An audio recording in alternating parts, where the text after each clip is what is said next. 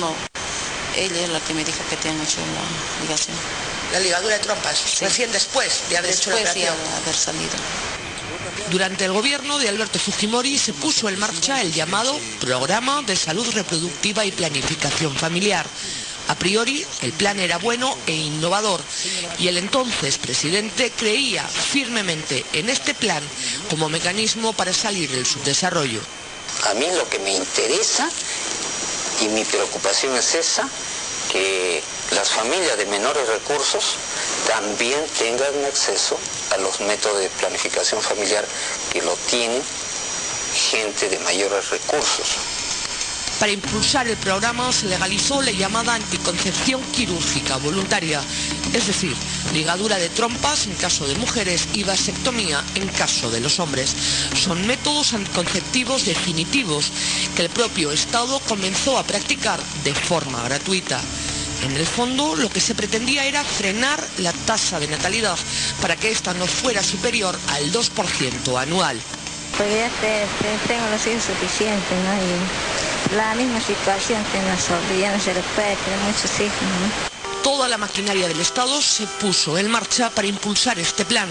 Se hacían ferias de salud reproductiva en los lugares más alejados, sobre todo en provincias y en zonas urbano-marginales.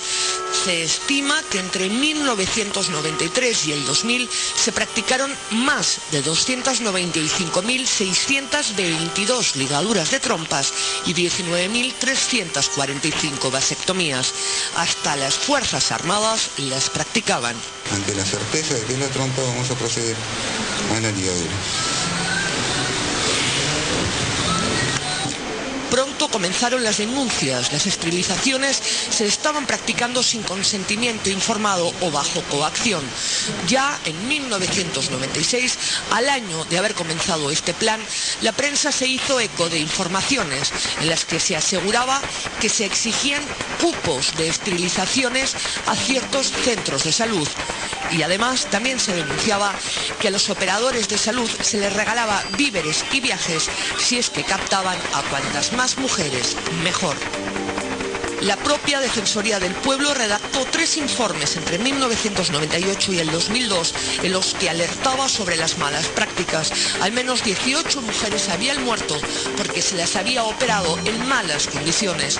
Otras muchas denunciaban que se les había esterilizado sin consentimiento previo o bajo amenaza de quitarles la ayuda social si no se ligaban, si no se convertían en estériles por obligación. Este es el caso de Serafina. La esterilizaron sin su consentimiento cuando tenía 33 años. Fue a dar a luz al Hospital Antonio Lorena de Cuzco. Al día siguiente de tener a su hijo, la volvieron a meter a quirófano. Solo le dijeron que la iban a cortar. No le dieron ninguna explicación más. ¿Qué hora dio a luz? 7 de la mañana. ¿Y cuándo volvió a entrar a la sala de operación? Al mismo día, 12 del día. Ese mismo día, a las 12. 12. ¿Y para qué le dijeron que iba? No, me dijeron que, así, sin preguntar, me llevaron, vamos, ya te tocó el turno. ¿Pero de qué? No, como ya estaba, ya me han dicho que te vamos a cortar. ¿Qué cosa me van a cortar? Dije, pues por eso dije, me cortara mi cuello, algo, o me matara. Dije, pues...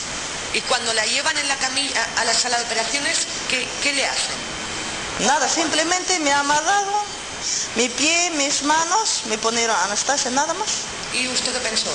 Yo pensé que pues, hasta hoy día nomás era mi vida, Señor mío, Dios mío, moriré, pues dije nada más. Ella nunca dio su consentimiento, pero luego su marido le confesó que él había autorizado porque lo amenazaron con no registrar a su último hijo. ¿Y cuál es la relación que tiene con su esposo ahora? Ahorita estamos sin problema, mi esposo quiere tener hijos y yo no puedo tener hijos, entonces nos hacen problemas. Ahorita también está traumado mis hijos, tanto yo psicológicamente también me siento mal. ¿Por qué piensa que a usted le hicieron eso? Porque nosotros como no sabíamos leer y como somos de las alturas, eso nos ha aprovechado a nosotros. Esto no solo ocurrió en las zonas más apartadas del país. Victoria vivía en Piura ciudad y la esterilizaron sin su consentimiento cuando fue a dar a luz a su tercer hijo. Tenía 34 años.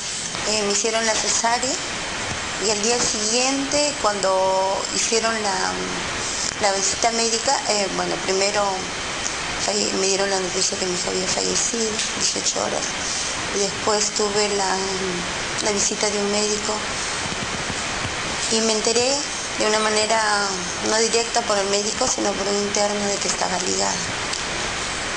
O sea, le habían hecho cesárea y además le habían ligado. ¿Usted dio consentimiento? No, ellos no tomaron las precauciones que tenían y seguían adelante. Y esto es lo que respondían las autoridades de aquel entonces. Pareciera que el gobierno estuviera imponiendo métodos masivos de esterilización. Es totalmente absurdo, ¿no? A mí me parece que se está entrando en un jueguito que yo francamente no esperaba. Descartamos de plano que haya incentivos, sobre todo de tipo alimentario o de tipo monetario, para los que ejecutan esta política de salud reproductiva. No es la norma del ministerio. Tal era la avalancha de denuncias que hasta el Colegio Médico se pronunció. Y también ha sucedido que por la presión en el cumplimiento de estas metas, personal que no era totalmente y debidamente entrenado para cumplirlas, ha realizado las intervenciones que exigía el programa. El Colegio Médico del Perú recomienda al gobierno suspender las actividades de AQB, anticoncepción quirúrgica, del programa de salud reproductiva y planificación familiar. Pero el gobierno siguió indolente y el plan continuó. Cuando terminó el gobierno de Alberto Fujimori, en varias comisiones del Congreso se investigaron los hechos. El caso de una mujer en particular, Amérita Mestanza, que murió al día siguiente de haber sido esterilizada a la fuerza, llegó a la Corte Interamericana. En el año 2002, el gobierno de Alejandro Toledo llegó a un acuerdo en la comisión con sus familiares y se comprometió a investigar los hechos. El propio ministro de Salud del gobierno de Toledo pidió disculpas públicas y reconoció que muchas de las esterilizaciones se hicieron sin consentimiento porque se exigía cumplir cupos a los operadores de salud. Solo el 10% de las personas que se entrevistaron aceptó haberse sometido voluntariamente al procedimiento bajo promesas de bienestar económico y familiar. En paralelo, varias comisiones del Congreso investigaron los hechos y se cursaron varias denuncias constitucionales por delitos de lesa humanidad contra Alberto Fujimori y varios de sus ministros de salud.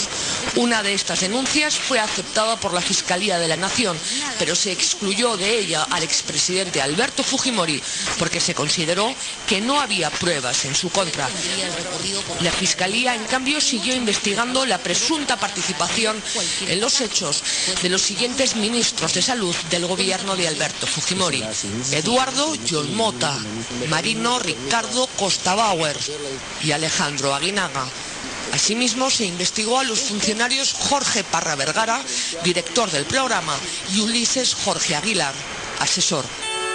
El pasado mes de mayo, y contra todo pronóstico, el fiscal provincial de delitos de lesa humanidad, José Jaime Esbar, archivó la denuncia.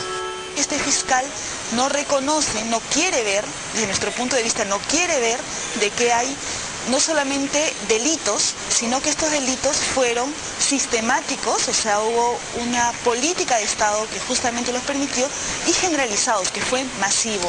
El fiscal, en cambio, ha considerado que no se trató de una política, sino que fueron médicos aislados los que cometieron estos delitos de lesiones graves con final de muerte, coacción, entre otros, y que además, según él, habrían prescrito.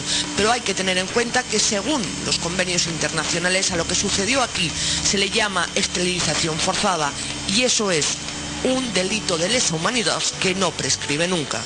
Ha sido sistemático porque había una política de Estado sobre ello, donde hay indicios que habían metas que cumplir, número de cuotas, y que obviamente si los médicos no lo cumplían, de alguna u otra forma tenían sanciones.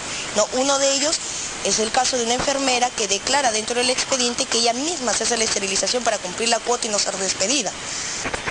Y en el expediente que el fiscal Esbar ha cerrado, hay evidencias como este memorándum en el que la subregión de salud Huancavelica